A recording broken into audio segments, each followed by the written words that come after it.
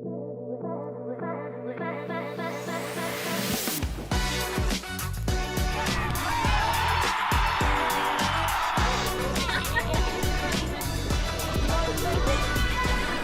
close out day 4 of the 2025 Coachella Valley Invitational with an East meets West contest.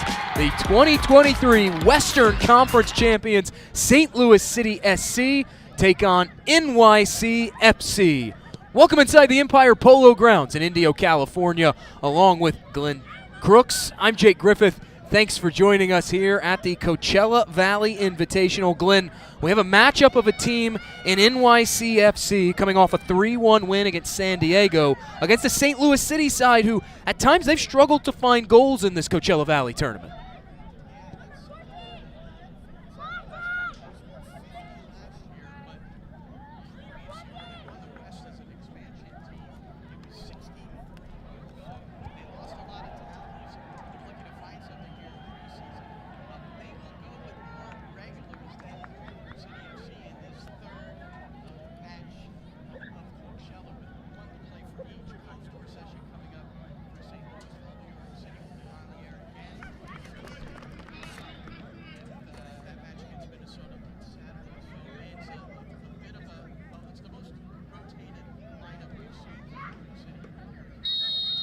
The whistle sounds, St. Louis in the white, NYCFC in the blue, and we are off and running for our final matchup of day number 4.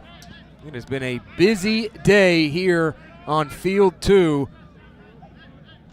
We've seen some exciting contests as well as this is steered back to Ben Lunt, the 6'6 German, starting in net today for Olaf Melberg and St. Louis City SC. And the other net, Romero getting the start for NYC FC in goal. There quickly comes St. Louis City. Going to play this up ahead to Akil Watts. Finds Klaus in stride now. Klaus gets tangled up with a host of blue shirts, and that will be a whistle and a foul against João Klaus. 27 appearances in the regular season last year for the Brazilian forward. Yeah, and only 5 goals after a 10-goal, again, that expansion year in fewer games. Now, he was injured for a good portion of last season, too. Played on the injury a little bit as well. Just not as productive, but that was the case for St. Louis. That's Tavon Gray in on the tackle.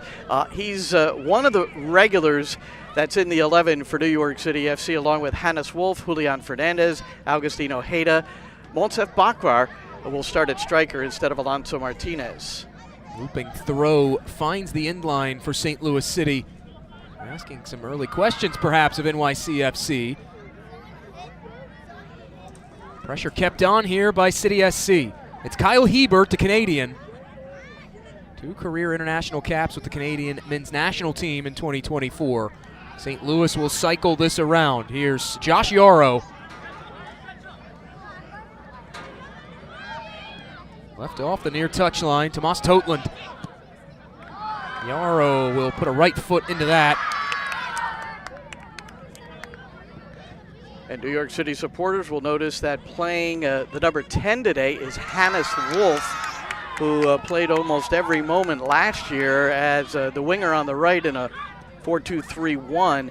But with Santi Rodriguez inactive and Maxi Morales, the 37-year-old, getting a break, as it was told to be before the game. Maxi Morales, they want him in perfect, fresh health for the opener at Miami on February 22nd. MLS's back week rapidly approaching. Several teams in the Coachella Valley Invitational today finishing up their time here in Indio, and their attentions turn toward MLS is back week on February 22nd. For NYCFC, you alluded to it, Inter Miami, they will head down to take on Leo Messi, Luis Suarez and company. The reigning Supporters Shield winners is Inter Miami. The Eastern Conference has changed a little bit, especially in the last 24 hours with some of the moves we've seen. Lucio Acosta departs FC Cincinnati, arguably the greatest number 10 in that franchise history. In his place, they bring in Evander. So now FC Cincinnati with Kevin Dinky and Evander, that's a remade FC Cincinnati team. One would expect they'll have a stake in the conversation of not just Eastern Conference champions, but Supporters Shield champions as well. And Denke scored his first goal for Cincinnati in the preseason today in their preseason finale as they get set for CONCACAF Champions Cup. Another note in the starting 11 for New York City FC, you'll see in the midfield Colin McCamey, the 21-year-old, and 16-year-old Peter Molinari. Molinari turned 16 during preseason. So again, part of the rotation here, game 3 at Coachella. They swing it to the outside, trying to track that down as Hartel. And it does go out across the line, and it will be a City SC throw in. Martel brought in last summer, and he made a big difference as St. Louis, with their struggles pretty much the first half of the season, a little bit past that, but then finishing strong, and he was a big part of it, designated player. 8 goal contributions for Marcel Hartel out of Germany in 9 appearances during the MLS regular season. 3 goals, 5 assists. A lot of those struggles you alluded to, Glenn, for St. Louis City, not just on the goal-scoring side, but the defensive side. This rolled through to Watts. Watts squares this to Klaus, and lunging on top of it is Romero. Early danger from St. Louis City, and Romero and company up to the task. And first-round draft pick Max Murray. Watch how he protects the keeper, getting the job done. That was right in front, and Murray trying to body off Klaus to make sure that Tomas Romero could cleanly grab that one.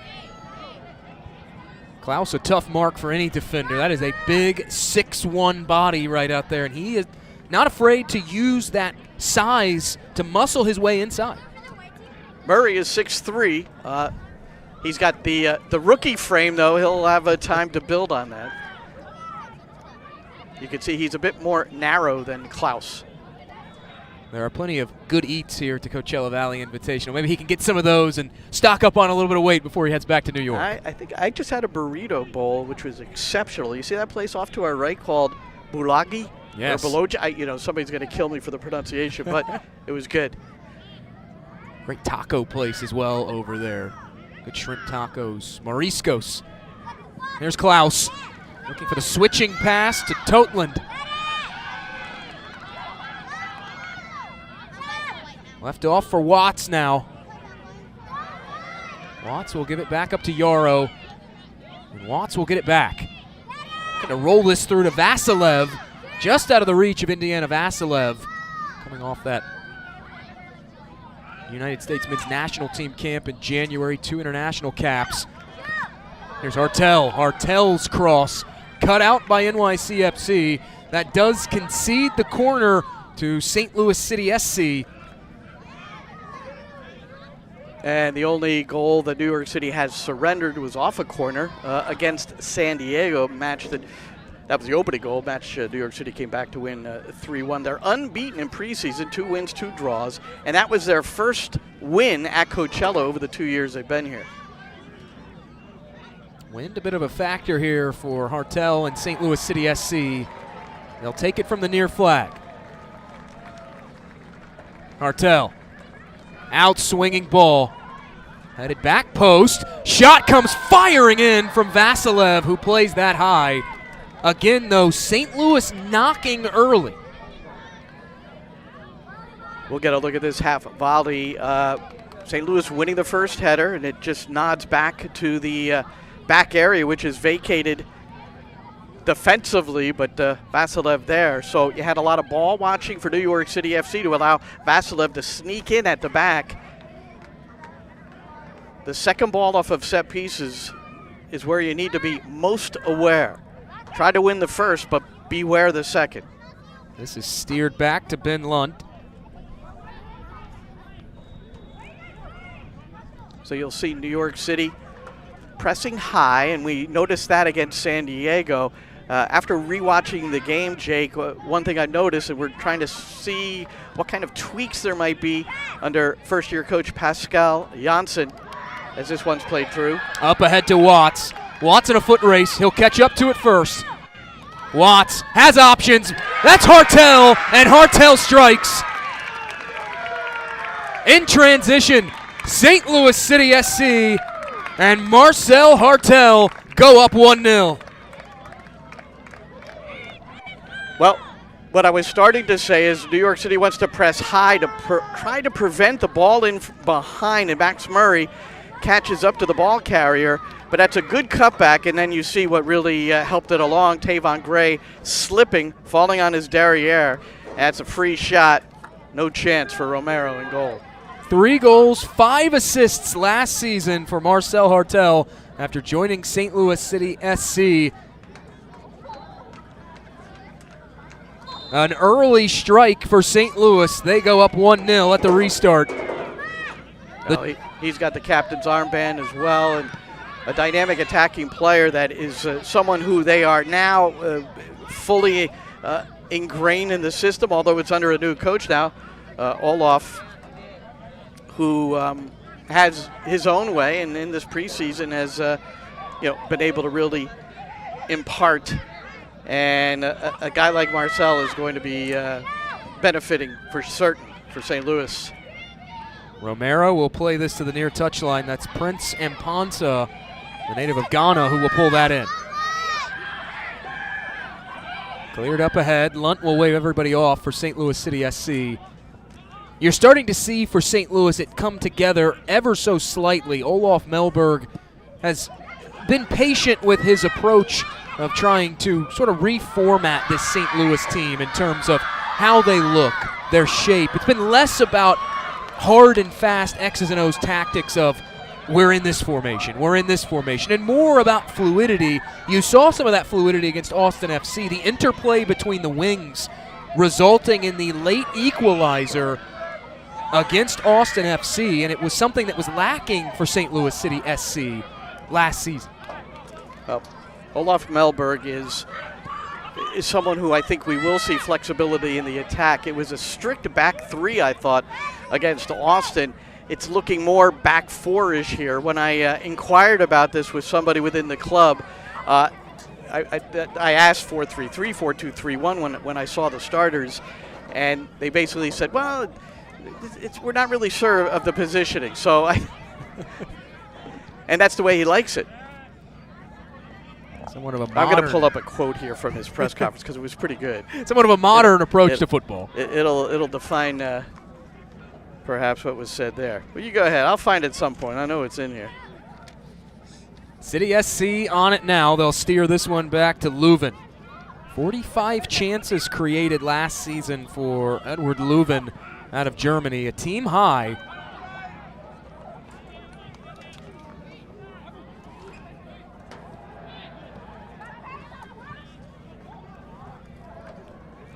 All right, here's Olaf Melberg. He said in his, this might have been his opening press conference, or it's actually after the first stage of preseason.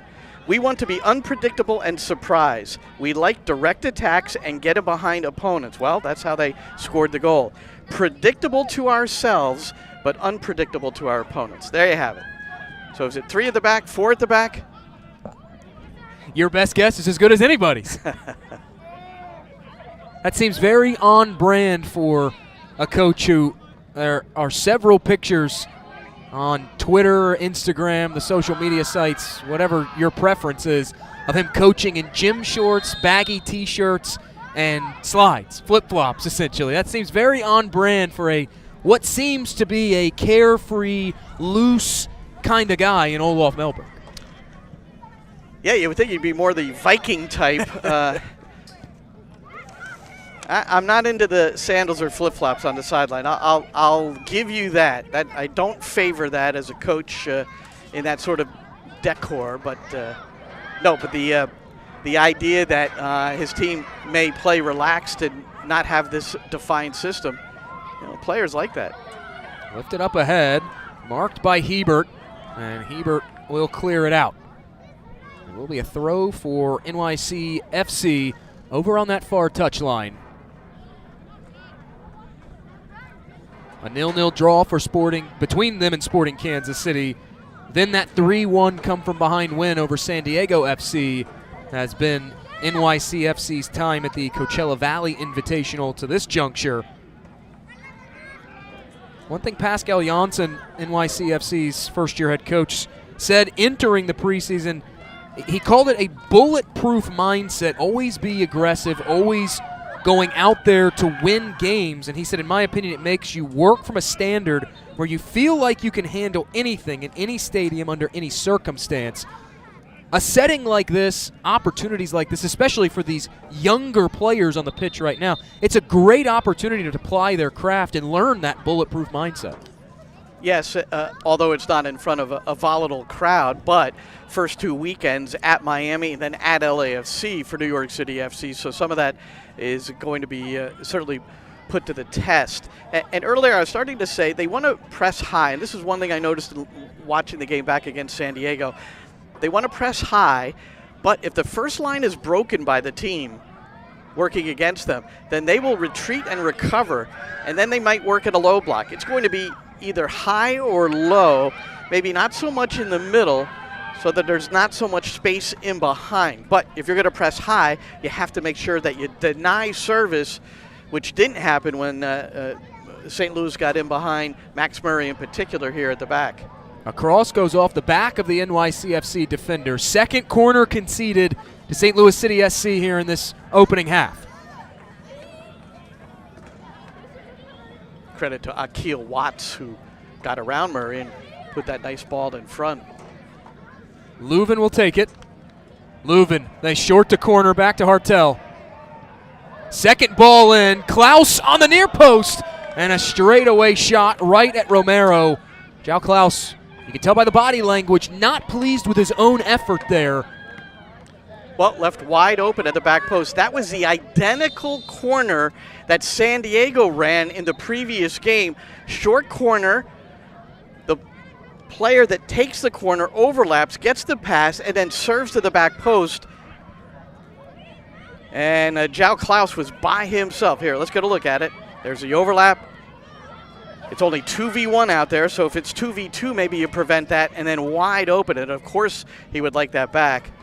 That's a gimme at the back post. There is a St. Louis City SC player down. It's Indiana Vasilev, and the training staff is out to check on Vasilev. You mentioned LAFC being the second fixture that NYCFC has on its docket. LAFC making a bit of news. Tom Bogert from GiveMeSport.com reporting that Gremio are finalizing a deal with LAFC to sign Christian Oliveira. Potentially $4.5 million deal. So the changes continue to come for teams in the Western Conference as well. The aforementioned Lucho Acosta going to FC Dallas, pairing with Peter Musa, and that should be a fantastic opportunity for Dallas to potentially move up the table in the Western Conference. Yeah, Acosta over the last 3 seasons has been one of the top players in MLS, not just a playmaker, but a goal scorer as well. Oliveira, he is highly regarded at LAFC. I know that I would think that they're attempting to do whatever they can to keep him, but as it goes, it's a selling league. Some teams more than others, but if it's the right price, then the way you have to look at it is it's a good deal. But it's good business. It is. And that's the way you have to look at it. And through the scouting networks, I mean, there are players that are stationed already, ranked, tiered, that they may want to pursue now, knowing that the transfer window closes April 23rd at MLS. So there's plenty of time to make amends if Oliveira is lost. Vasilev back to his feet. He trots off the pitch and looks set to come back on at the soonest available opportunity.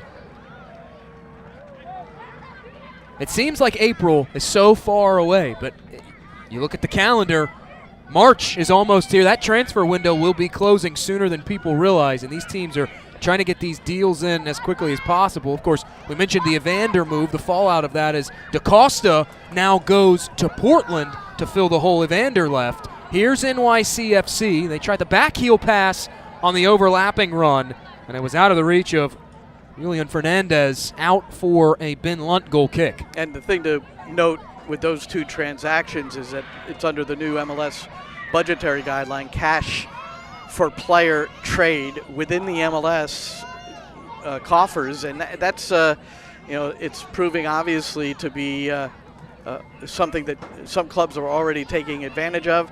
And what it's also doing is helping to keep the top players in MLS in league. It's also driving up the price for those players, maybe if those in Europe or South America would like to take part in the bidding process. The Houston deal to acquire Jack McGlynn from Philadelphia Union, a prime example of what you're talking about. Jack McGlynn seemed bound for Europe, and Houston able to outbid using the cash transfer rules now to acquire Jack McGlynn, another talented player, not just staying in MLS, but coming over to the Western Conference. $2.1 million, and then Sporting KC paid the Galaxy $4 million for Dejan Joveljic. Galaxy started Miguel Barry at striker today in their preseason affair here at the Coachella. Slipped out wide. Counter-pressing now is NYCFC. It's Fernandez. Still Fernandez now. Tries to lay this off. Sliding in, and the shot off the volley. Colin McCamey stepping up from that midfield spot and putting a chance on Ben Lunt. First save of the day for Lunt. And the first shot on target for NYCFC. Well, it all started with good post-up play, checking into the midfield. Monsef Bakrar, he didn't really literally stop and post, but he laid it off beautifully to Julian Fernandez, caught him in stride, and then Fernandez did his thing.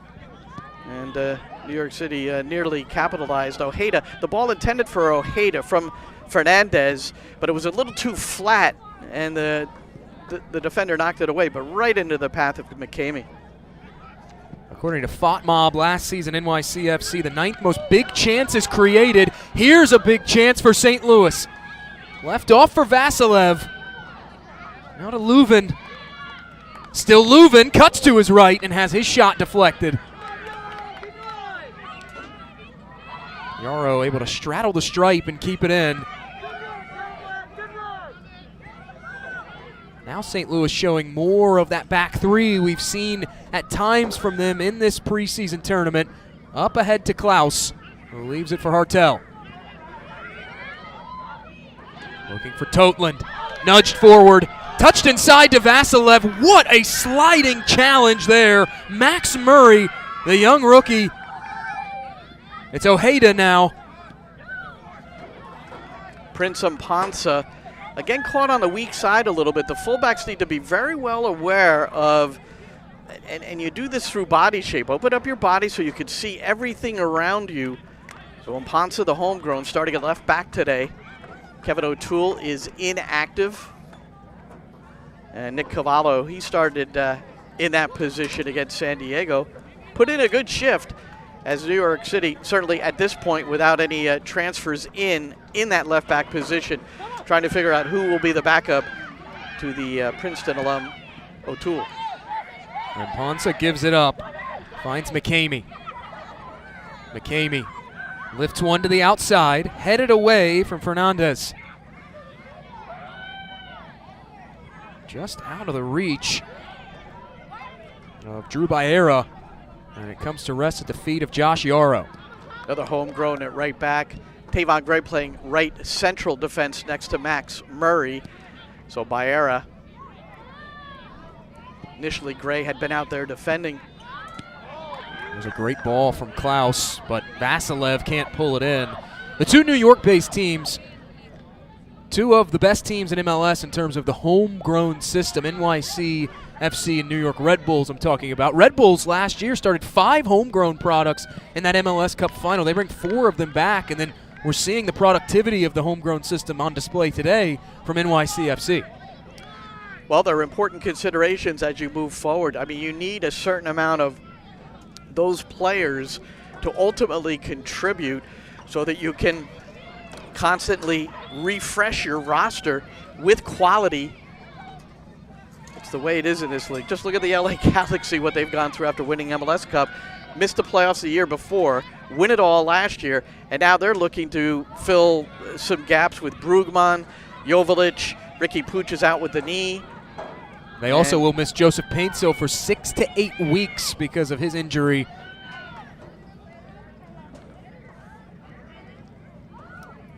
So you go from being deep with the best attacking front three in a long time in MLS. Two of those players one's gone permanently, the other for a couple of months. And Ponce had his pocket pick. They were looking for Klaus to the outside, and a good header away from Max Murray. Well, he's 6'3". If he were 6'2 and a half, he might not have, and he's got some high hair, so all that helped out. Murray has turned in a very solid shift along the back in these first 24 minutes of this contest. Worked up ahead again. This is Ojeda. Wolf was looking for it back. Instead, Ojeda will cycle it around. The aforementioned Max Murray with it now.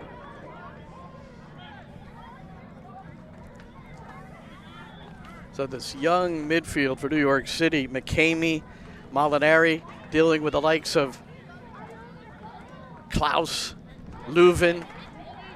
I mean, they're really in for it. Marcel Hartel. It's a sink or swim mentality. Baptism by fire today for the youngsters for NYCFC as Ponce lays it off. Well, you have to accept that, desire that, enjoy that challenge. It will be a St. Louis throw. Change of possession will occur via the throw-in. Giannis Horn, 9 appearances last season in a St. Louis shirt during the MLS regular season. He will toss it in for Olaf Melberg's bunch. Molinari is a homegrown sign through 2029, too, for New York City. NYCFC 2-player. Nudged over to Ojeda. Ojeda looking to roll it through, and Ponce gives it back to Ojeda now. Worked over to Ponce.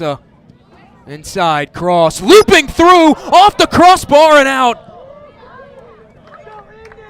A would-be equalizer not to be had by NYCFC.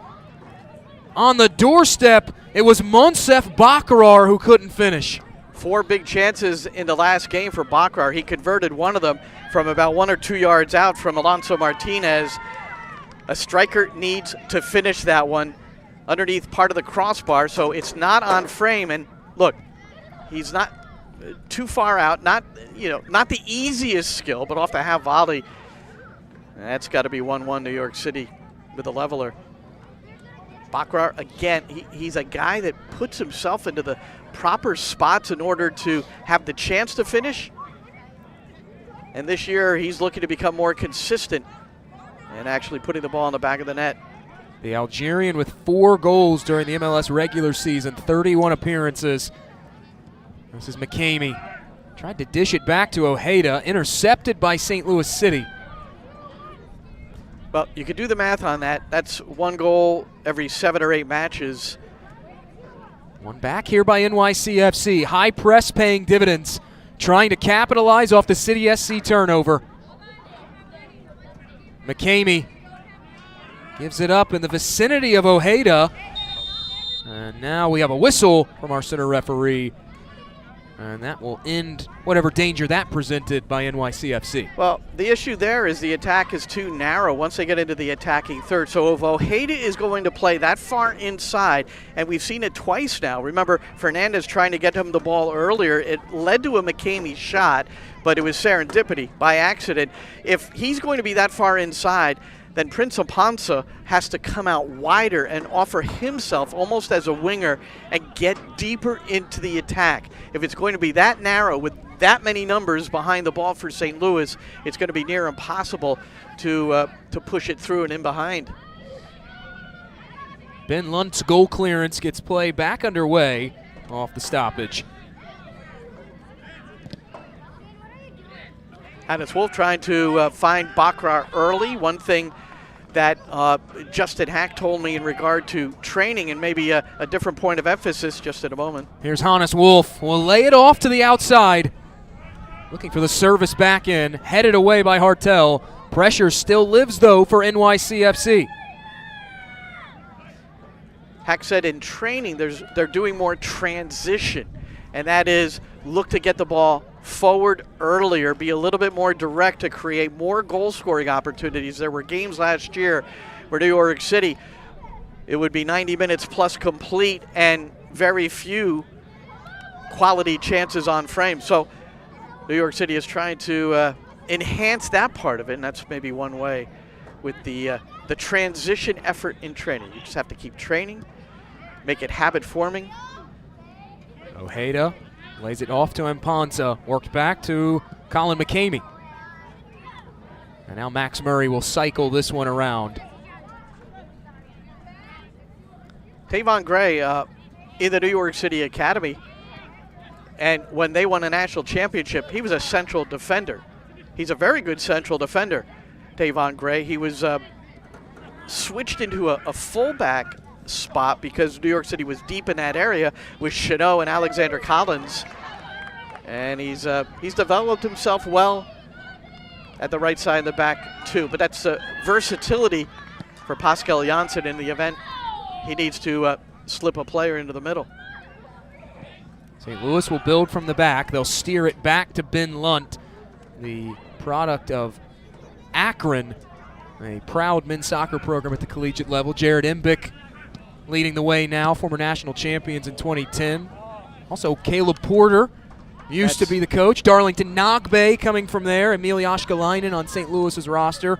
Ben Lunt has been around several stops. FC Cincinnati, loaned to Lou City of the USL, then Phoenix Rising, then joins St. Louis City 2 seasons ago after spending 33 matches time at Phoenix Rising. Another German. There's a German influence on this roster, and seems to make sense. Lutz Pfannenstiel, the general manager, German, and he sees a lot as a Fox commentator, number one. But even prior to that, he spent a lot of time there and has a really good understanding, good relationships in Germany with not necessarily the top tier as much as tier 2 Bundesliga, and there are exceptional players who can perform there as well. I do want to make a note. New York City supporters, they remember Alfredo Morales fondly. He was a key member in the MLS Cup championship team in 2021. Well, just learned walking up, he's with St. Louis City trying to make the squad. He's got another week to show himself. He will play in the second half of this game. It's volleyed outside. Hannes Wolf with it. Slip through to Fernandez. We do have a whistle and a free kick given to NYCFC. And Pfannenstiel actually was instrumental in Morales going from Dusseldorf to New York City FC when he made that move. Wonderful guy, great teammate, great leader, and trying to make it as a squad player for St. Louis. We'll wish him the best. Interesting, here at Coachella last year, he was with San Jose, and Malachi Jones burnt him. Alfredo Morales took him down and drew a yellow card minutes into their first game that they played against each other. NYCFC will have a free kick over on that far touchline. Center referee having a quick word with Joao Klaus. So mixing it up there at the top of the 18. Oh, look out for Max Murray here, 6'3". Hooking in, back post, headed away by Timo Baumgartel. Another, I should say, one of the newcomers for St. Louis City SC. It's headed out, and another corner for NYCFC, their third of this first half. Another German national. We'll list them all by the end of the broadcast. I'll make you responsible for that, Jake. Fernandez curls it in. Klaus first to it. Stepping up, off the volley and hit wide. It was Tavon Gray. And it will be consecutive corners now coming for NYCFC. That's a good rip by Gray. He scored an incredible goal last year with the left from outside of the area. Now with the right half volley, he really hit that cleanly. Might have been fortunate for the keeper. That one was deflected. Now we have more muscling inside the penalty area and more whistles sounding from our man in charge. Fernandez will have it from this near flag this time. St. Louis with 2 defenders out, just in case New York City goes short. Outswinging ball, headed away, falls to Ojeda. And Ponsa now will swing it back to the outside. This is Baera. Baera calling for it back at the byline, squares this. Klaus will head it away. That was the exact pattern that New York City ran for a goal where Gray got the assist on Alonso Martinez. There it is, the underlap. So Baera plays it wide, goes under, gets to the byline, and he's trying to stand up his teammate at the back bar. Fernandez in swinging, headed right at Ben Lunt. And who else but Max Murray using that 6'3" frame to get another chance on net.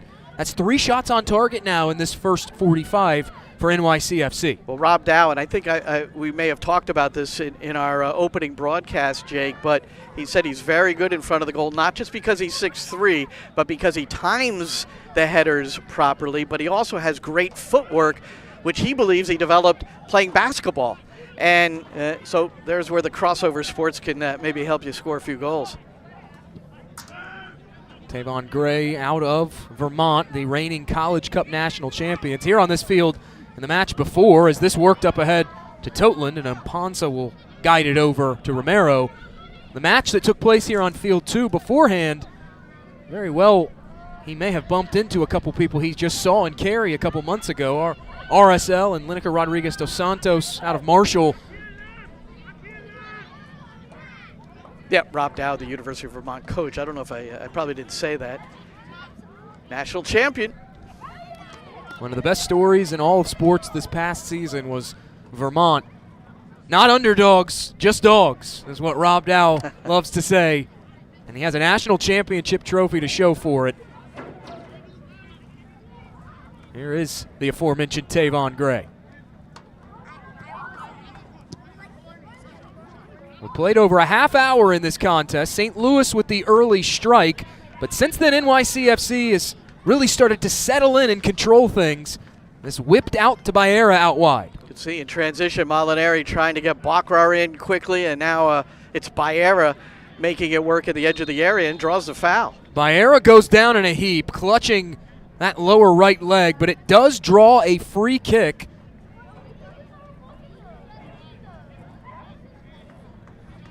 Glenn, what have you seen change for NYCFC since that opening goal for St. Louis? Well, I think I'm not sure. There's sometimes a debate as to what percentage in athletics becomes psychological. Confidence falls under that, and New York City has worked their way into the game, even with some younger players. So they're moving the ball and keeping it. When you can keep the ball, move it forward, create chances, that just helps build your confidence, and that's what New York City's done. A sharp angle set piece for Fernandez and NYCFC.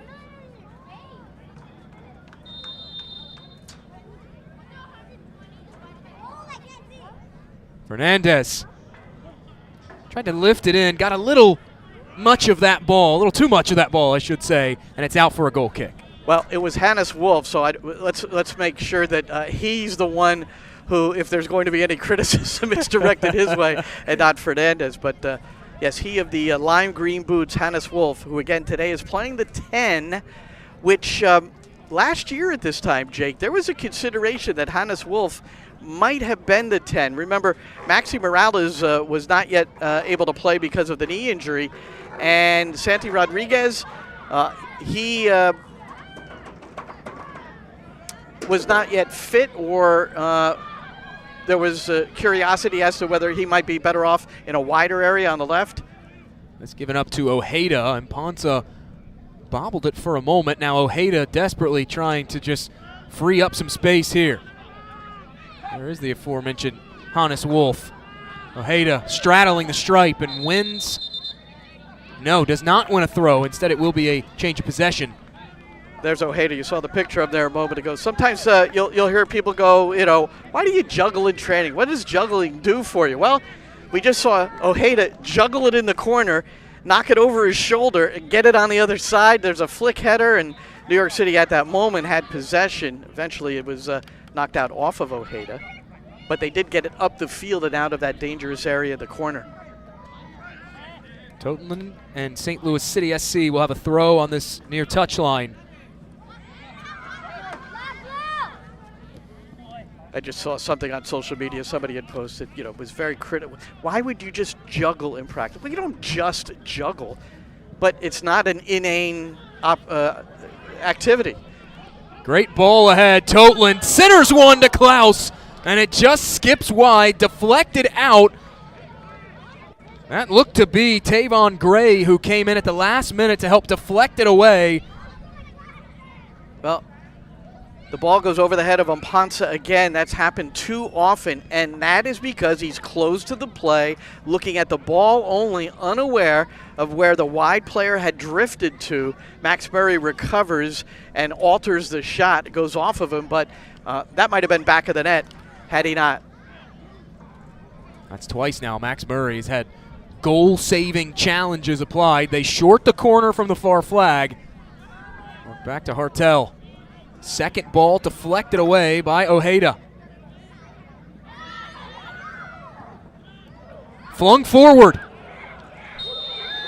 Flag comes up, so much so that the flag flies out of the AR's hands into the St. Louis bench. It was emphatic, and it should have been because it was that far off. Ojeda should have known that and just let it run and come back, because I think Bakrar would have been able to catch up to it before any of the St. Louis defenders. So that's one where he needs to understand how far behind the line off that service he was. So that was a bit of a error on his part, error in judgment for certain. I should have said the flag flies into the NYC FC bench. And I have to tell you, there's probably no better way as an AR to let a team know they're offside than to throw the flag into their technical area. Yeah.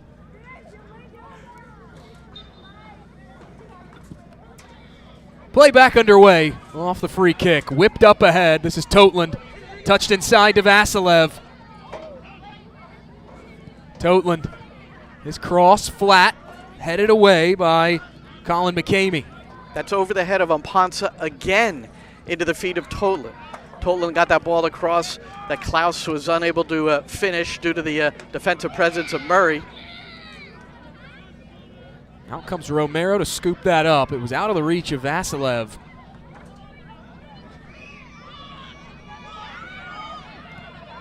Amponsa gives it up to Baera in the middle.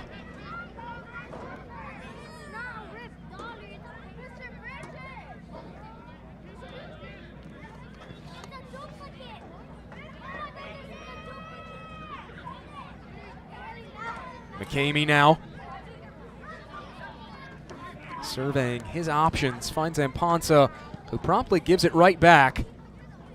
Not much space with St. Louis, almost every player behind the ball, outfield player. Here is NYCFC. Low shot deflected wide.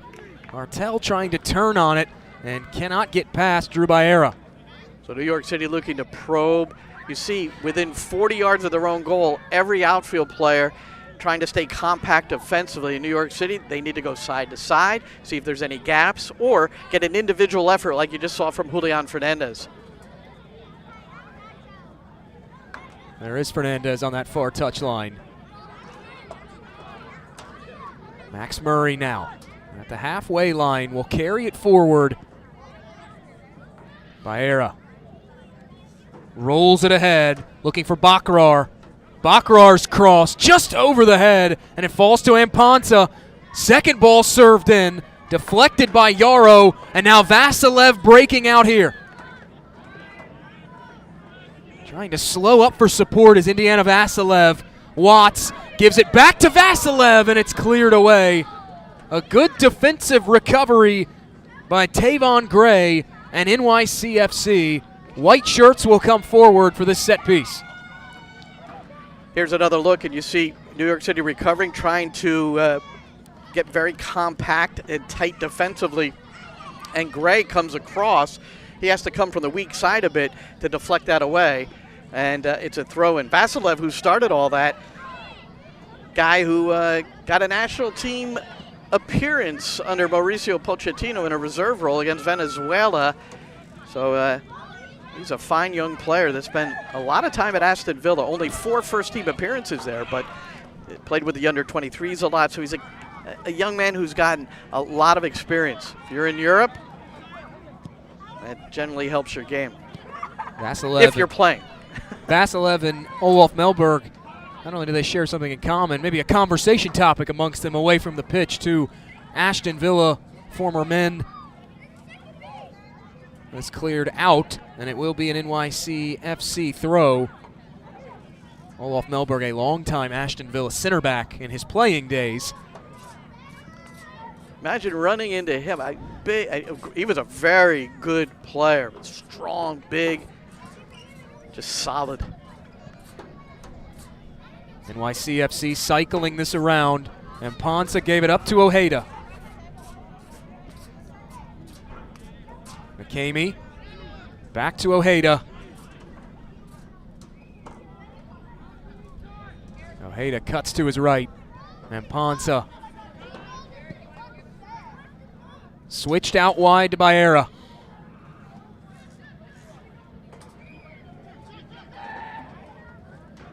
Good ball work here from NYCFC. Patient.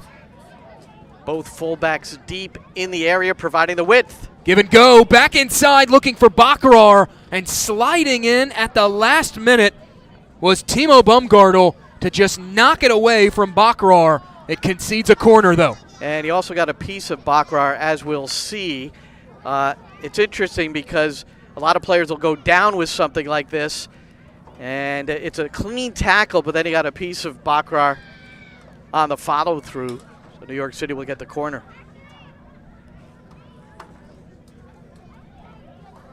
Fourth corner of the half for NYCFC. In swinger, cleared away by St. Louis City.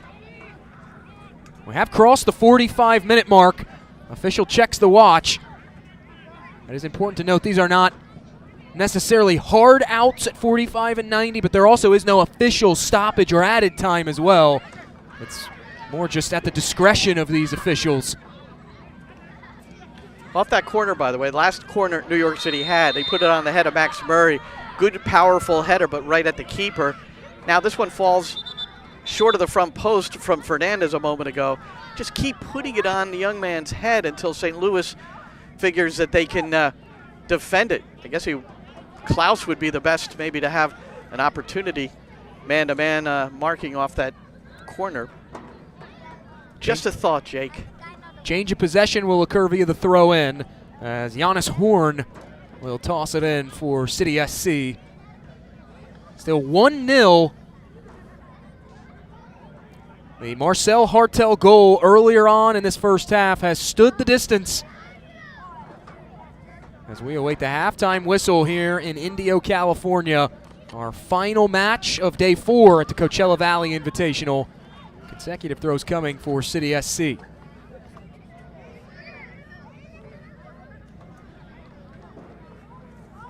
Glenn, if you're St. Louis, what do you change going into half 2? Well, I'm thinking that the midfield, and I know that the new coach would like to play through the midfield at times too, but there's been very little from the back through the mid to the forward line. And I think New York City, look, part of it's been successful. Obviously, they've gotten in behind, especially on this right side, several times.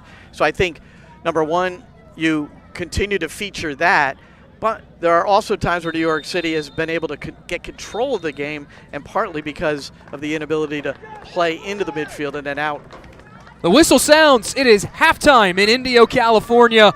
A 1-0 narrow advantage for St. Louis City SC at the halftime break over NYCFC. We'll head to break. When we return, the halftime report from Coachella Valley.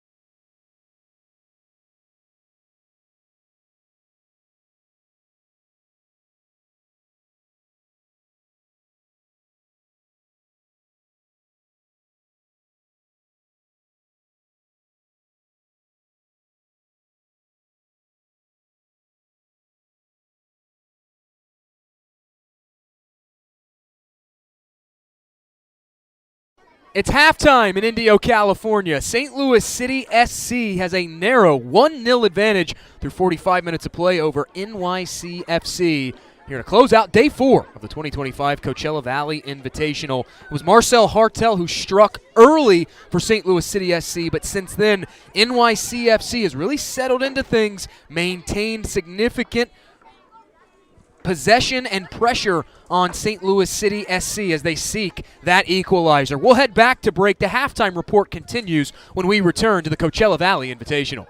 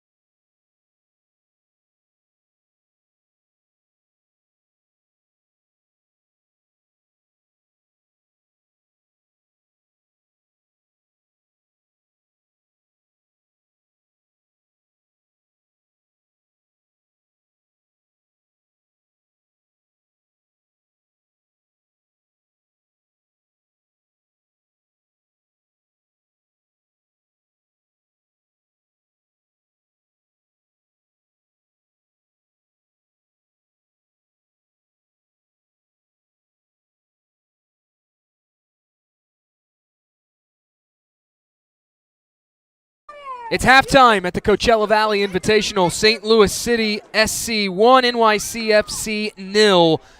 First 45 minutes in the books. This closes out day 4 of the 2025 Coachella Valley Invitational. Chicago Fire and San Jose Earthquakes, our first match of the day. A 5-1 shellacking in favor of Chicago Fire. LA Galaxy takes down Minnesota United 2-1. New York Red Bulls and RSL play to a 3-3 draw. Portland gets a 2-0 win over San Diego FC. The action will pick back up on Saturday, February 15th. San Diego FC and New York Red Bulls starting at 10 a.m. Pacific time. As for this one, it's halftime between St. Louis City SC and NYCFC. Marcel Hartel's goal has stood the distance to this juncture. We'll head to break. When we return, the halftime report continues.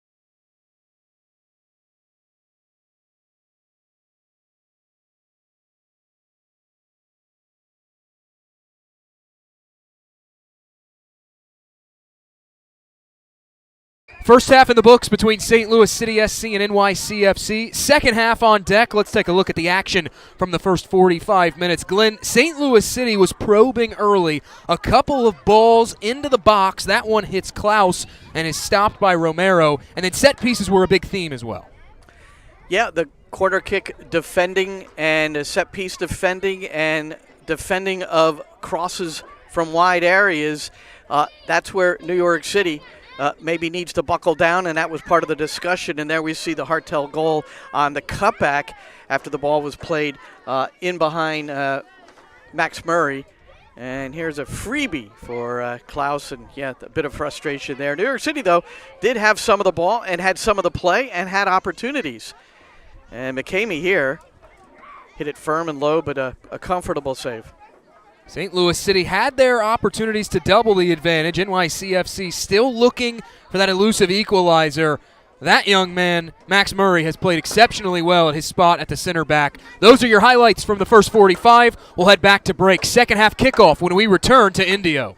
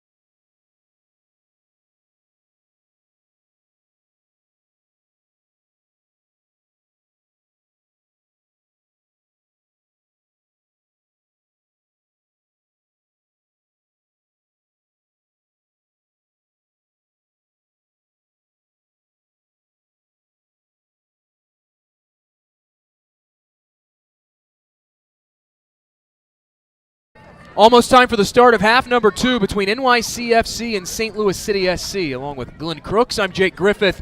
No changes to the 11 for NYCFC to start half number 2, but 9 changes to bring you up to date on for City SC.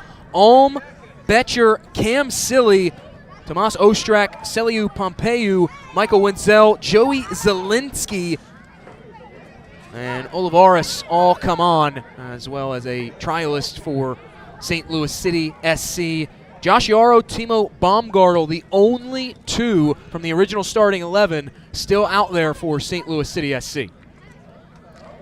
I'll shout out Joey Zielinski, Rutgers University graduate, played for the men's soccer team there.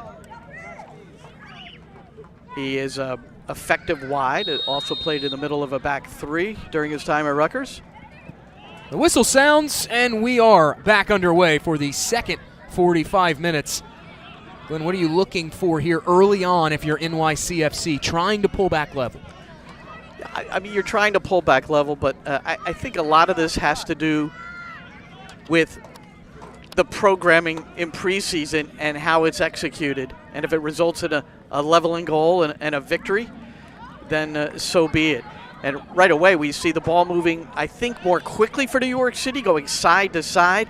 And that's some of the best ball movement they've had in the match right here in the opening seconds. Leon Fernandez plays that one through the middle, intercepted and taken away. Tomas Ostrak stepping up. St. Louis City SC goes up 1-0 early thanks to Marcel Hartel off a back post header, or I should say off a tripped defender that went down that he buried the shot. But after that, NYCFC and this young starting 11 they've trotted out, they really settled into things. And one thing you mentioned in that first half was some of that is, it's sport, a bit of emotion. Guys settling down just a touch. They were going against a majority first team starting 11 for St. Louis City SC. But this NYCFC young bunch, they've really stood up against the pressure from City. And here is another.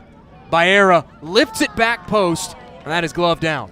Oh, Baera would have gotten a gold star if that was converted. He made a great individual one-on-one move, the fullback on the right, given some liberty to take a player on. That was Pompeu, who he beat quite handily. Then he gets in for the service, but it hung a little bit too much for the keeper. Here comes St. Louis City SC, and the flag after a delay will come up. Simon Betcher, the native of Kansas, in an offside position, and Romero will... He kept looking over to the AR. He didn't want to put on a full sprint, and he knew the flag was going to go up, so he just kept looking, and finally it did. And the AR held on to it this time. It didn't fly into the St. Louis end. Bench area. Worked back over to this near side. Tavon Gray and NYCFC building from the back here. Possession has been a heavy focus this contest for NYCFC, and they, for the most part, have been the better team in possession. Up ahead, Ojeda on the flank. Ojeda rolls it over to Martinez. Fighting off challenges is Martinez. Well, that's one change. So forgive me, it's Martinez is in for Bakrar, so there is a change for New York City. And once again, they moved the ball very well from one side of the field to the other. Molinari with a 50-yard ball in the air right on a dime to the backside where Ojeda was able to bring it down, which nearly led to a Martinez strike. Martinez scoring from distance against San Diego. A Galazzo also assisting on the Bakrar goal. Lifted up ahead, that goes off the head of Ojeda. Looked to be trying to set up Martinez in the middle and just didn't head it on his intended target. Here's Gray again. They'll try their hand down the near channel. Baera's ball takes a deflection. Fernandez will lay it back off to Baera. Here's Fernandez. Rolls it down the near touchline. Baera tries to muscle his way inside, and there is some stout defending for St. Louis City SC on the outside. Good move by Baera, but couldn't get around the big body and get it on the other side. Should mention that Maximo Carrizo, homegrown, 17-year-old, is someone who we would have seen in this match in particular, but he has played in preseason matches, the early games before the U17s were called, and he's part of the U17 team that is playing in the CONCACAF qualifiers. He had 4 goals the other day in that 22-0 win over the U.S. Virgin Islands, the much talked about 22-0 triumph. I can't tell you how many people wrote me from a coaching standpoint. So what would you have done in this situation? It's international competition. Yeah. You score. Well, they did. The kids are all right, as they say. There have been a lot of goals scored here on Field 2 today. The 3-3 draw between RSL and... Well, how about the Bruce versus Berhalter match? Yes. 5-1. Chicago was up 5-0 at the half. This slipped up ahead. It's Betcher. Betcher's shot misses wide. It will be a goal kick. Simon Betcher got out on a bit of a breakaway there, in behind the back line. Well, I believe this is Rasmus Alm. Yeah, with just a little flick. And Tavon Gray trying to recover. A little bit of a hesitation as Betcher, he seemed indecisive. That was not a confident take by Betcher. Trying to beat Romero near post side. You could just tell he was not feeling it as he approached. Gray had to make up a lot of ground and really didn't get a chance to alter it. There's a turnover in the midfield. This looping in. Pompeyu's shot is deflected and headed away. Welcome back, Pompeu. Here's a kid that New York City played at St. Louis second week of the season last year, and Pompeu was very influential, active in the midfield and up top. But he suffered a broken ankle and a broken fibula, so it's been a long recovery for him. He'll play a role for St. Louis, no question about it. Ostrak pulling the strings in the middle. They have it, does St. Louis City SC on that far touchline. Here's Ostrak again.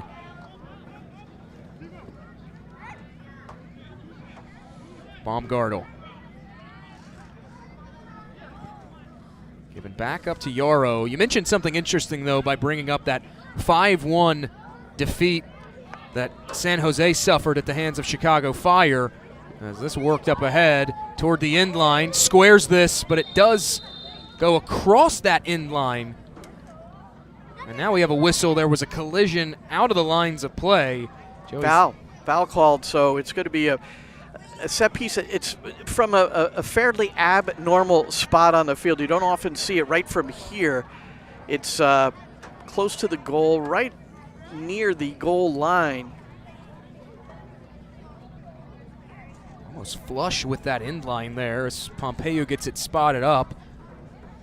It's basically a corner, but just a few feet inside the pitch. Would you play it similarly to how you do a corner based on the angle here? I think you have to lift this one and get your tall headers on it. Pompeu curls it in. It falls to Ostrak. Second ball lifted in, but nobody there on the receiving end. And Romero will try to jumpstart things with a drop kick. Yarrow will steer this back to Olivares, St. Louis City SC2 netminder out of Tacoma, Washington, just 22 years old. But going back to that 5-1 Chicago Fire win, you mentioned something interesting there, the battle of Bruce and Greg. And for Bruce Arena's side, San Jose, it hasn't really come together so far in the preseason. Just 2 goals scored. They've conceded 8 goals in the preseason. And San Jose fans who are maybe a little bit nervous going into the season based on some recent history for the club. 78 goals conceded last year before the arrival of Bruce Arena, who I had the good fortune to sit with for about a half hour 2 days ago. Sirius XMFC, if you're a subscriber, MLS previews, just hit the app and go on there and you can hear Bruce and a number of others that I've done, and Tony Meolda, Keith Costigan. But Bruce was Bruce, let's put it that way. And he's done these reclamation projects. First it was the Galaxy, then the U.S. men's national team, then New England. But he said this project is unique. And in essence, he was saying people are going to have to be patient But he felt like if he could get a good striker in, that they could compete. And what he's talking about is for the playoff spot, and that's Christian Arango. And he teamed up with Joseph Martinez today. So they essentially played twin strikers, but the connection was not there. The back line had a very difficult time. 2 penalties were called. It was 3-0 16 minutes into the match. So, and there were regulars on both sides playing. Yeah. I had the call for that one over here on field 2. You know better than me. It was shocking. It was, like you said, 2 first-half penalties awarded. What will be fun to see on the flip side of it, though, is how Jonathan Bamba fits in as the season goes on to Greg Berhalter. Those final 3 years, Greg Berhalter, playing that 4-3-3, and you have a guy like Christian Pulisic, the magician on the outside that can help guys cook. Bamba can take a little bit of that same role from an MLS side. No, you could see that they would work to get him isolated, and then he would do his thing.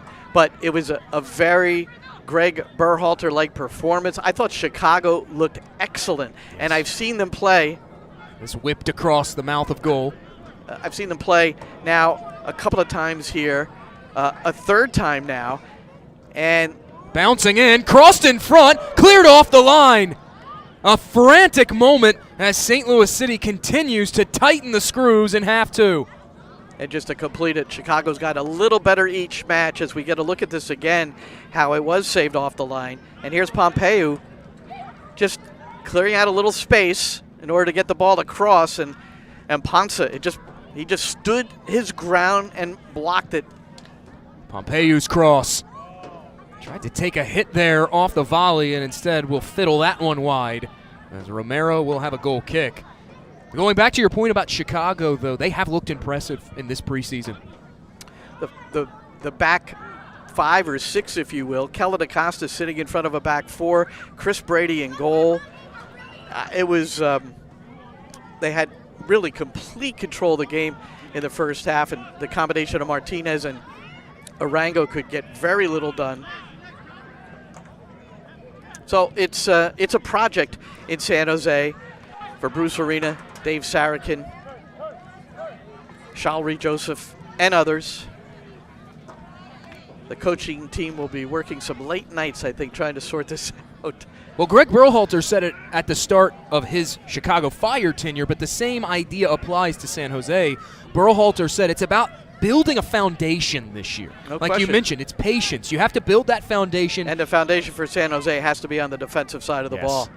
Those 78 goals conceded last year, an MLS record. Here's St. Louis City SC looking to roll it inside. Baera will pick up the loose ball, and Fernandez and NYCFC transitioning defense to offense now.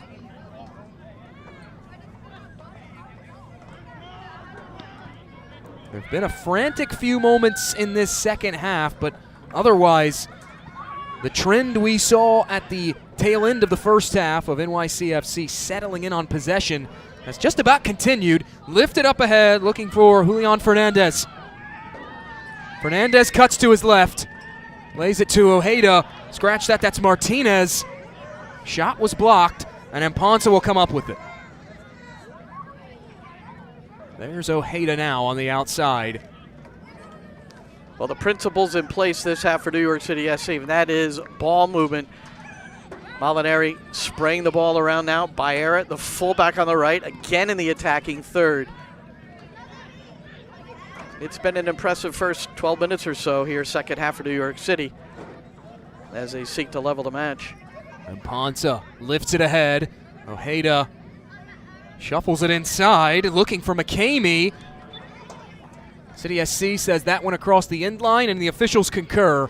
McCamey just couldn't tightrope that line, and it will be a goal kick. There's a guy, you saw not a close-up, but he was right in the middle of the screen. You've seen him a couple of other times. New York City fans might be saying, is that Alfredo Morales? And indeed it is, trialing with St. Louis City. And again, a guy who played such a significant role for New York City in their MLS Cup Championship 2021. Played all but 1 minute in the entire playoff round in the midfield. Headed back to Olivares. Here's Yarrow now.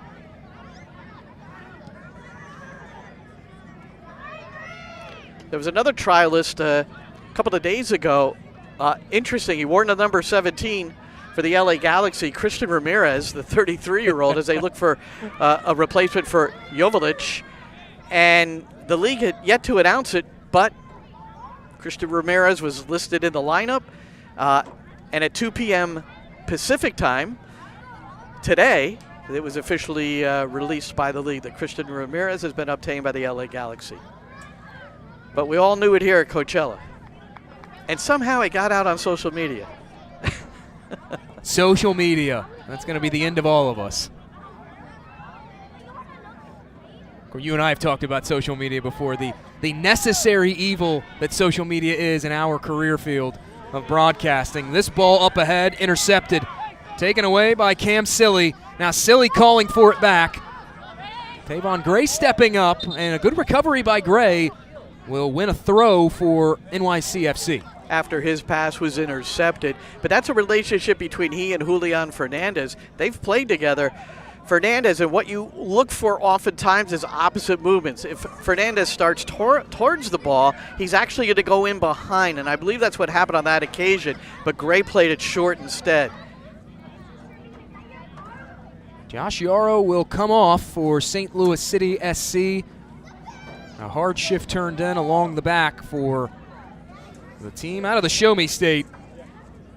And in his place comes Henry Kessler, a New York native, 8 appearances in a City SC shirt during the regular season last year. Justin Hack, a reserve appearance, and Burke Risa, so they will come in and play as the tandem. The back four, Hack on the right, Burke Risa on the left. They started the last game against San Diego together there. Hack was in the midfield in the opener. Johnny Shore, the 5'8 American, also comes in as a substitute for NYCFC and Pascal Janssen. We do have a whistle. And play quickly gets back underway. And also Zidane Yanez, the homegrown for New York City FC, 17-year-old. Turned 17 during preseason on January 26th. So belated happy birthday. That's got to be some birthday gift. Turn 17, get thrown out on the pitch with a bunch of MLS first-teamers. Yeah. Well, it's a dream realized by these young men. And Jake, I've got to say, I've interviewed a number of players here for this SiriusXM FC MLS preview, and just so impressed. And when you sit with somebody, get to see their body language, their eye contact, how they carry themselves. Honestly, you get an understanding for why they've made it to this level. You know, the discipline, the commitment. Some wonderful conversations. I would suggest to everyone, if you have SiriusXM, to go on the app and listen to Diego Luna. It's he's a fascinating young man, introspective, self-aware, and just understands what he needs to do. Lifted up ahead to Ojeda, in stride, it rolls through, and City SC will pounce on it, looking to clear it away. Fernandez was trying to put the brakes on, and the footing, and we've seen a couple of slips, including Tavon Gray on the only goal in this game by Hartel. Instead of being able to defend it as he looked to stop and defend in the area, he just fell over, and Hartel essentially put it past Romero almost into an empty net. Fernandez trying to put the brakes on there a moment ago and just hit it first time. Couldn't do it. You mentioned something a minute ago about Diego Luna and the personability of the players, look you in the eye, the full package in terms of personality. I thought it was so fascinating. Diego Luna has on record said he took a job at Chipotle to learn. Not Chipotle, it's a coffee shop. Or a coffee shop, yes. What's it called? It's one of these social coffee spots where he was a barista. Yeah, and he took a job as a barista to learn how to basically be a better communicator with the general public and look people in the eye. Well, if you tune in, he'll elaborate on that too, because that's a big part of the story. This is the self-awareness, you know, and eye contact. He said, I never looked people in the eye when I spoke to them. And now he does. And the proof to me was he had great eye contact during our interview. Look at that great teamwork, teeing up the interview with Diego Luna on your show. And Emeka Anelli, who's another fascinating young man. 4 years at Cornell University, so he didn't take the normal path maybe for a pro. And what a game he had earlier today.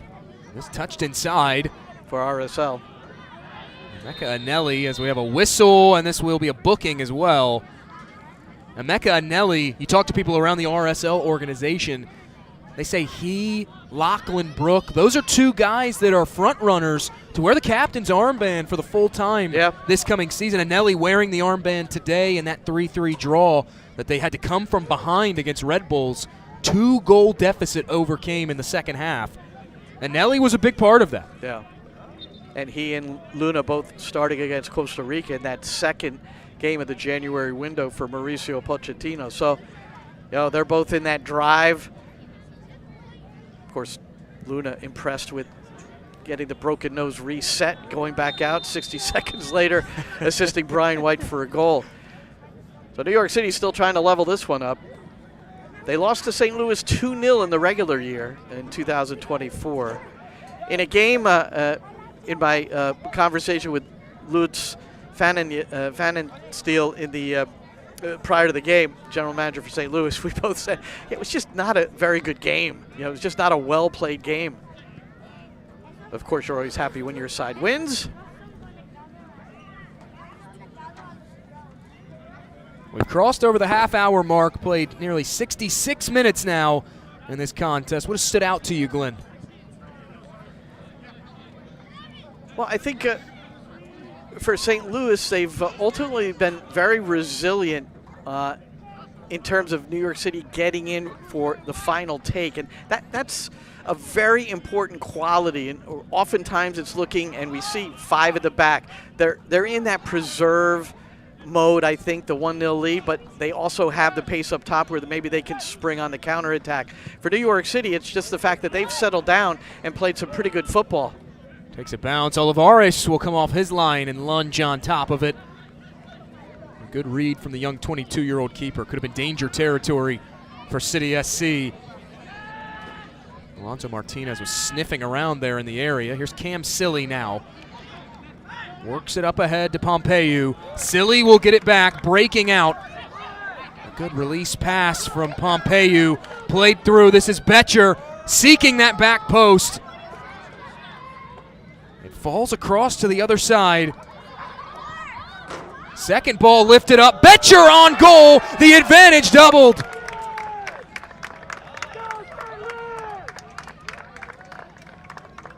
Simon Betcher at the double for St. Louis City SC. It's 2-0.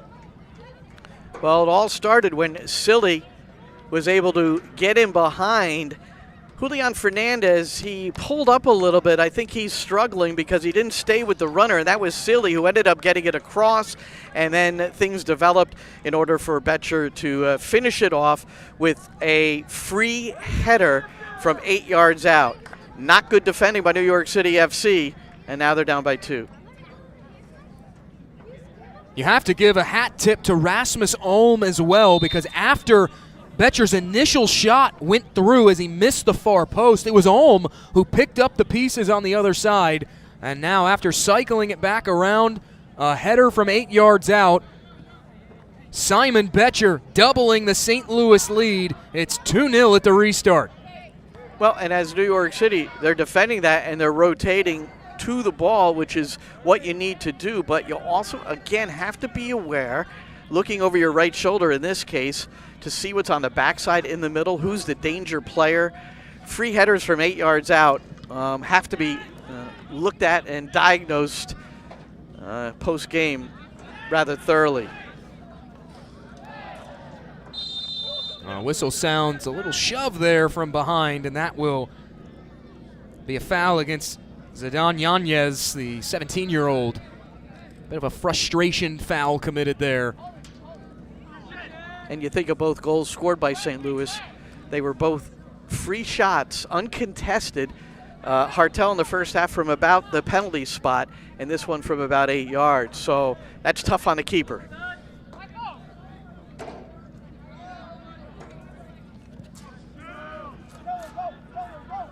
Whip to the outside for City SC. Kessler will pull that in.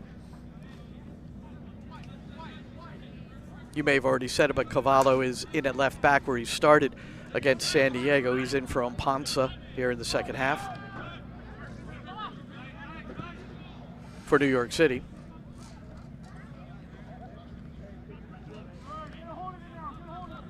Back it goes to Kessler now.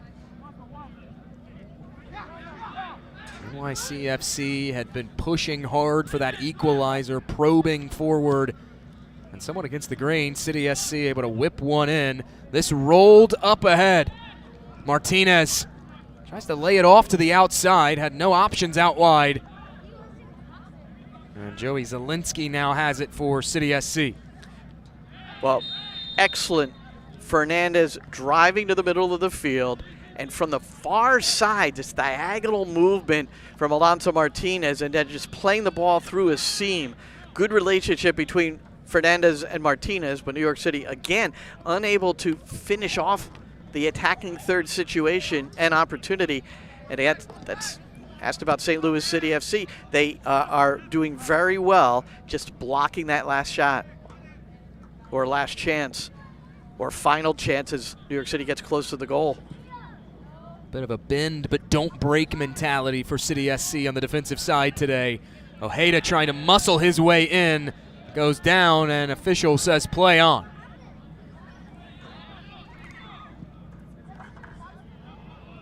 Up ahead, Pompeu battling in with Hack. And Hack will get the better of Celiu Pompeu there. Strahinja Tanasiewicz started at right central defense in the first game here at Coachella, the 0-0 draw with Sporting KC. Hasn't played since. Justin Hack started at the back in game 2, the 3-1 win over San Diego. And then it was Max Murray here in game 3 against St. Louis. Tanasiewicz is inactive, so not certain of the situation there as Hack, the aforementioned, first card of the game. Justin Hack shown yellow. And a little bit of good sportsmanship there between he and Betcher, helping each other up. Little pat on the back. Nonetheless, City SC will have a free kick as a result.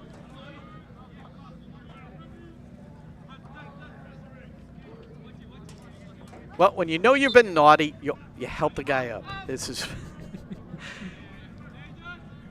Justin Hack loaned twice to Hartford Athletic of the USL level. 23 career appearances at that level.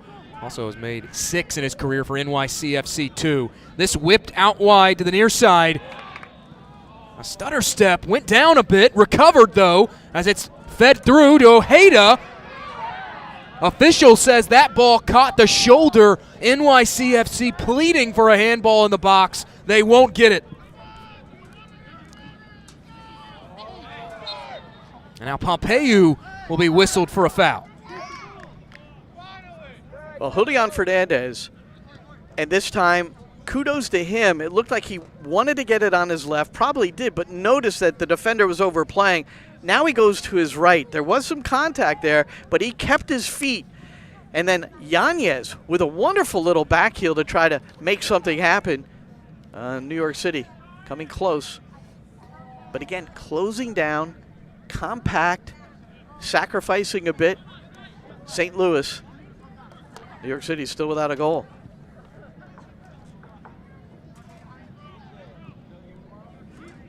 Lifted through the middle. They were looking for Fernandez, and that just way out of the reach of Fernandez. Kessler has it now for City SC. St. Louis City SC, one more Coachella Valley Invitational fixture before MLS's back week, and they take on Colorado Rapids. Nice move there by Ostrak to step past the crashing in defender.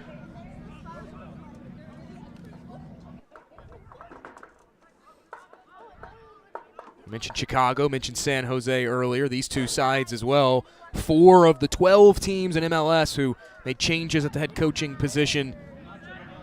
At this point, everybody here at Coachella is chomping at the bit to get into meaningful, not that these aren't meaningful, but in terms of points on the line, wins, losses in the table, looking forward to getting into meaningful action in that regard to get the MLS regular season underway. A turnover here, slotted in, a tidy finish for Alonso Martinez, and NYCFC with life late in this second half. Well, Johnny Shore is trying to win a spot on the first team and maybe even earn some minutes this season in the midfield.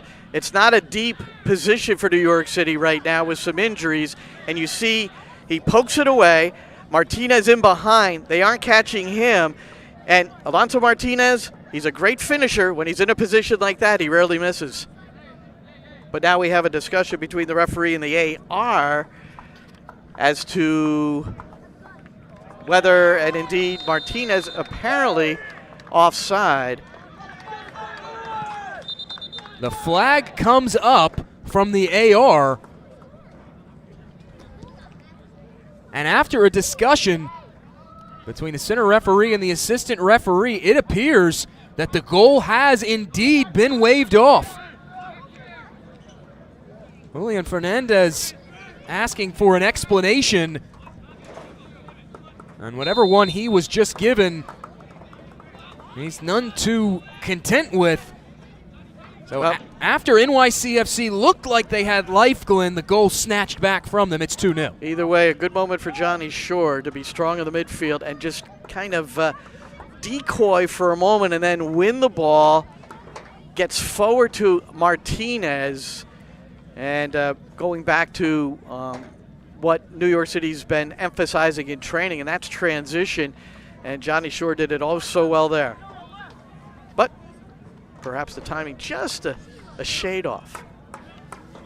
Martinez plays along the last line. This is why he scores so often for New York City, or did last year.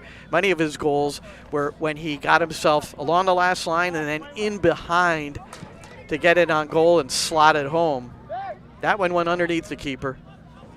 Well, as I was saying before the would-be goal was scored, all these coaches and teams chomping at the bit to get into regular season play. One of the reasons VAR would come into play in a situation like that here at the CVI.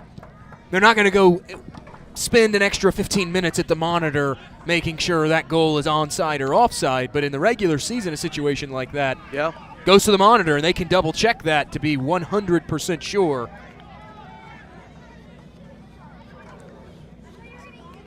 Yeah, there would be some time taken on that one, I think.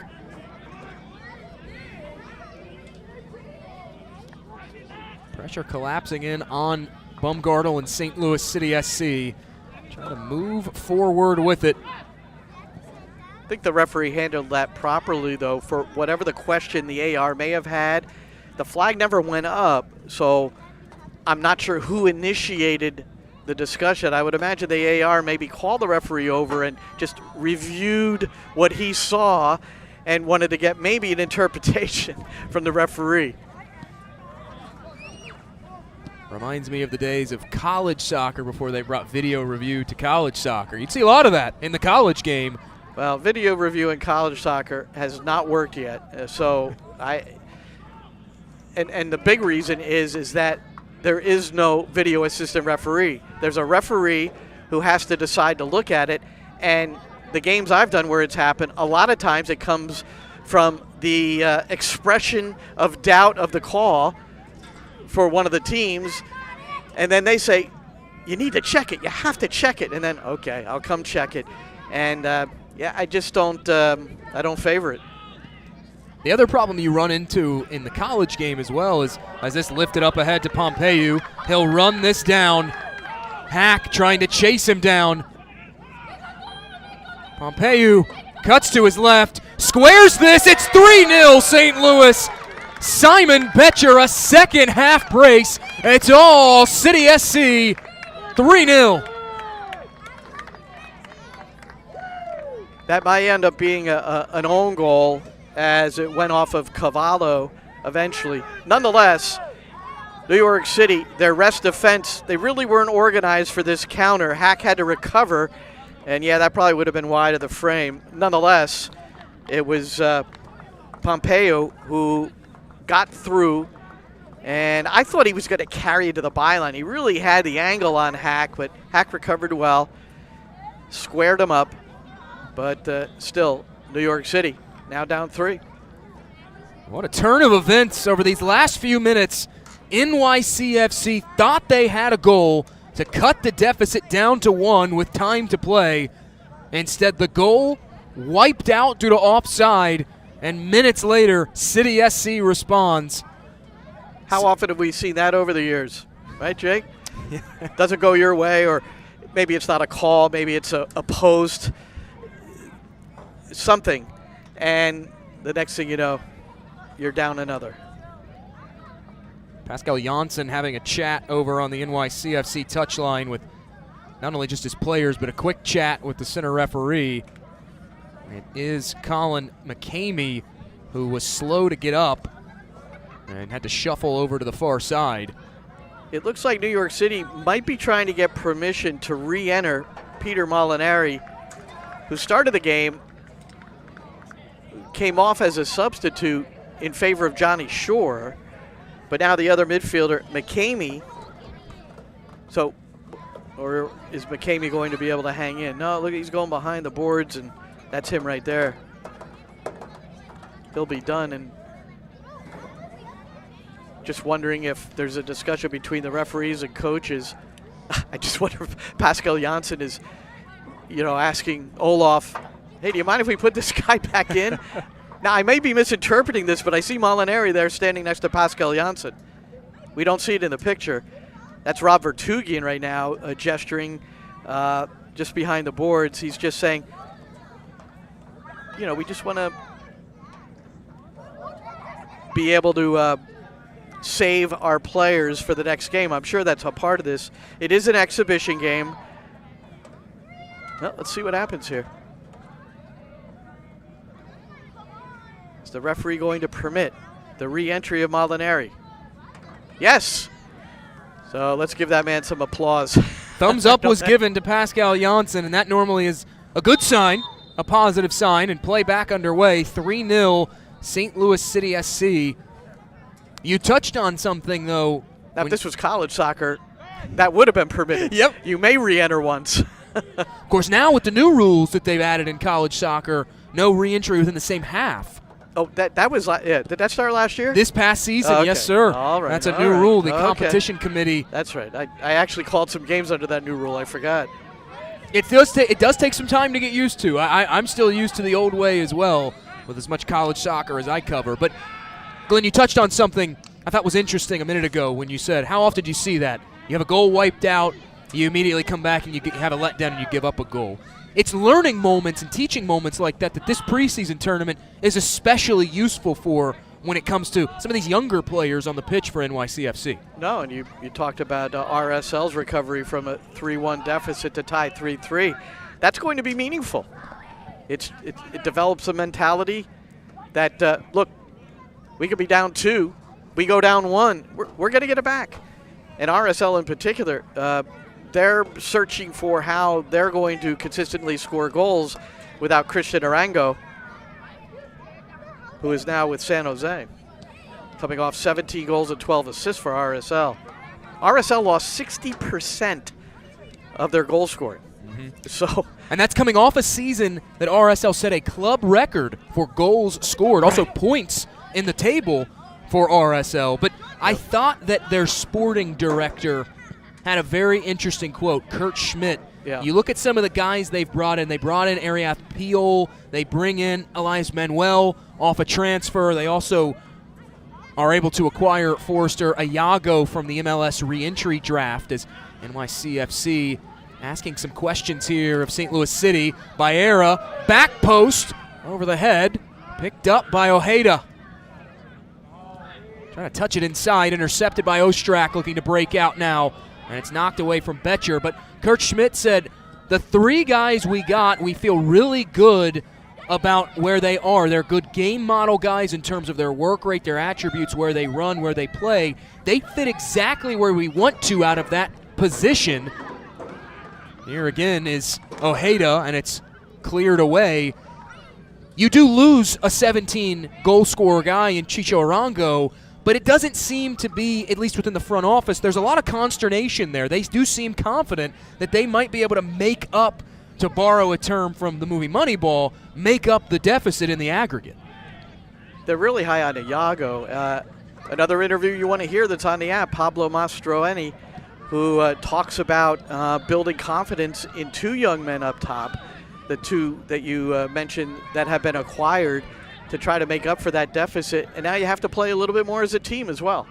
Iago, a brace for RSL, and that come from behind 3-3 draw.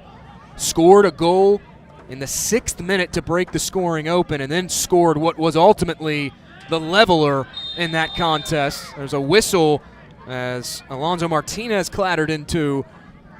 And this will be a free kick for NYCFC late in an inviting position. How would you play this if you're NYCFC? Well, you see where the goalkeeper is positioned. You have to see the wall as well. You have to put the player on the ball that can get it over the wall, under the bar, and spot it into the corner that's open. Is that good enough for you? That'll work for me. Now, Burke Risa is up here along with Alonso Martinez. No, Martinez is in the thick of things. It's Julian Fernandez. Now, Fernandez, keep in mind, is a left footer. He is set up positionally to take it with his right, which would mean Burke Risa will be taking this free kick, and he'll be trying to put it in the upper left corner. Let's see what happens. Risa fires a shot toward goal and scores. NYCFC gets the goal back in the 86th minute. It's Burke Risa, 3-1. Well, he didn't put it in the left corner, but he put it to the right of the keeper on the left side because the keeper was shading towards the right post because he had his wall set up. This is a wonderful take, perfectly struck by Burke Risa, seemingly through the wall, and New York City gets their goal. NYCFC not giving up just yet. 4 minutes until we reach 90. And they've trimmed the deficit down to 2. Lifted in the vicinity of Betcher, and it's headed out by NYCFC. Betcher a bit slow to pick himself up off the ground. NYCFC, a Saturday matchup with Minnesota United FC. That is their final match of the Coachella Valley Invitational. You and I will have that together on Saturday. Loons falling 2-1 to LA Galaxy, but they wowed everybody with a 6-1 defeat of Sporting Kansas City just last week on Sunday in their first Coachella Valley Invitational. There's some promise there for second-year head coach Eric Ramsey and company. Well, if I could put in another plug, I sat with Eric Ramsey and Tanny, their fine young forward out of St. John's University, and go on the app for that one as well. I'll send you that one for free, okay, Jake? Thank you. To help him. But Ramsey, he's a fascinating young man, 32 years old. He doesn't turn 33 until August, so by far, there's no other head coach in MLS who's in his 30s. And the pedigree where he's come from, but he's really, I called it a meteoric rise in his coaching career. Most recently, Manchester United with Eric Ten Hag, Ralph Rangnick.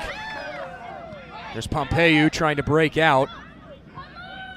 That Minnesota United team, they really, at least if you go off payroll, they really overachieved last year. Kind of outkicked their coverage, 25th out of 29 MLS teams in payroll, yet they make the playoffs. They get to the second round as that's knocked away from Ojeda and a corner conceded by St. Louis City. They get to the second round, ultimately losing in a tough way to LA Galaxy 6-2. But they have brought in some talented players in the offseason as well, and they really like what they got in limited minutes last year from Joaquin Pereira. Ojeda will take this from the far flag. Ojeda in swinging ball. Kessler heads it away. Off the volley, that will hit high, and someone will get a souvenir at least for a couple seconds before the ball is reclaimed. Well, a shot like that, Johnny Short, sometimes people say if you're leaning back, it's going to go over the bar. Not necessarily. You just, whatever way you can get your knee over the ball. And not only was he leaning back, but the knee was nowhere near over the ball. I think he tried to side-foot it and place it, but that needs to be an instep drive. Maybe you take one step back as that ball is floating in the air towards you, and then you step into it.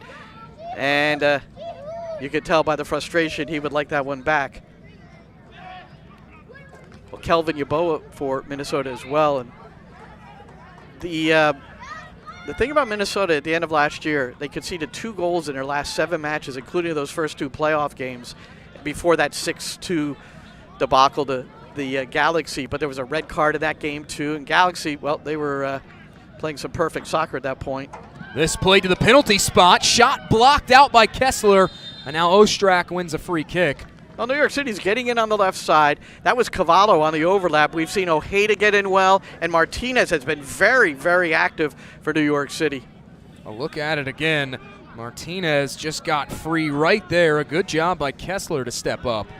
But going back to Minnesota United, recently, as recently as yesterday, in fact, the 21-year-old Frenchman, Owen Jean, that signing has become official. As this worked up ahead to Betcher, Romero came off his line, and Betcher misses the open goal. Full time whistled for. City SC nearly snatches a 4th at the death. A final of 3-1 in favor of St. Louis City SC. That closes out day 4 of the Coachella Valley Invitational. For Glenn Crooks and the rest of our broadcast team, I'm Jake Griffith saying so long from Indio, California. We will see you on Saturday morning for day 5, the final day of MLS action from the Empire Polo Grounds.